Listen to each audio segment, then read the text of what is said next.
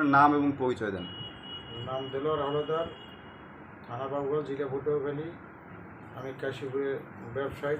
আমার rice mill এবং soya মিল আছে এবং গাছের ব্যবসা করি।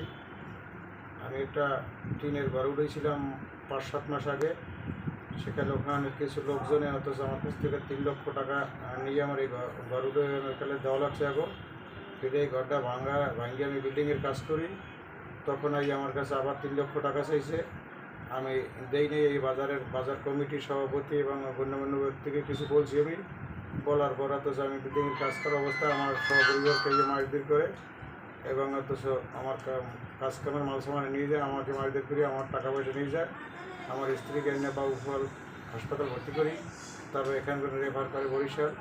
আমি থানায় আইছি, থানায় আমার এখন মামলা নেয় নাই, না নেওয়া আমি কোর্টে গেছি।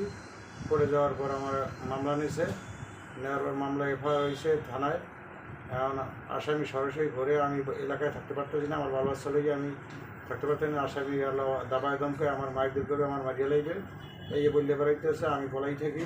আর আসামি প্রকাশ্য ঘরে, কিন্তু আসামি পুলিশ ধরতেছে না, কেন ধরে না জানি না। এগুলি আমি আপনার কাছে সহযোগিতা চাই। আমি কীভাবে বাঁচতে পারি, আমি কীভাবে তাদের সন্ত্রাসের হাত থেকে মুক্তি পেতে পারি, এই যে আপনার কাছে দাবি রইল। আমি আপনার কাছে মুক্তি চাই। আচ্ছা, মানে এই যে আপনার ব্যবসা প্রতিষ্ঠানের এখন কি অবস্থা? ব্যবসা বাণিজ্য বন্ধ? ব্যবসা বাণিজ্য সয়ামিল সরে, আর ওখানে বিল্ডিংয়ের কাজ করি, তো যেখানে এখানে কাজ কাম করবে না, কারণ আমার রড মট কাটতে হালাই দিয়েছে এবং মাল সামান সব নিয়ে গেছে। ওখানে আমার যাইতেই দেয় না, কাজের সামনে যাইতেই দেয় না।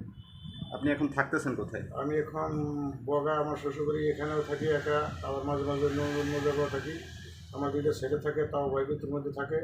আমার বাসার সামনে এই লোকজন বসে থাকে, কারণ আমার ফলাফলের দাবা যারা বসে থাকে তারা কি আসামি নাকি? আসামিগুলো বই থাকে যারা মামলার আসামি, তারা আমার বাসার সামনে দোকানের সামনে বইসা হাত পাও কাট দোয়াই গেছে, এই দাবাই দম এইগুলো বললে বেড়াইতেছে।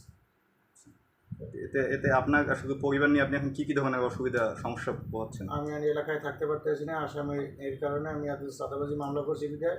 এলে গিয়ে আসামি এত আমার লড়াই বিদায় আমার মামলা উড়িয়ে লাগিয়ে দিবে, নাহলে আমার ফোন করে মার্ডার করবে, এই করে থাকি বলে বেড়াইতেছে।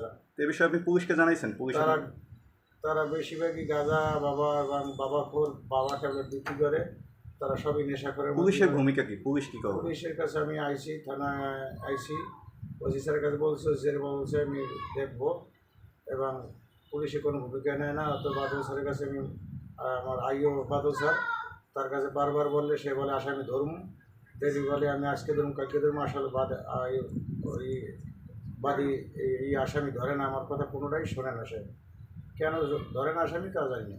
আপনি যে জায়গায় যাইতে পারেন না সেই বিষয়ে বলছেন তাকে?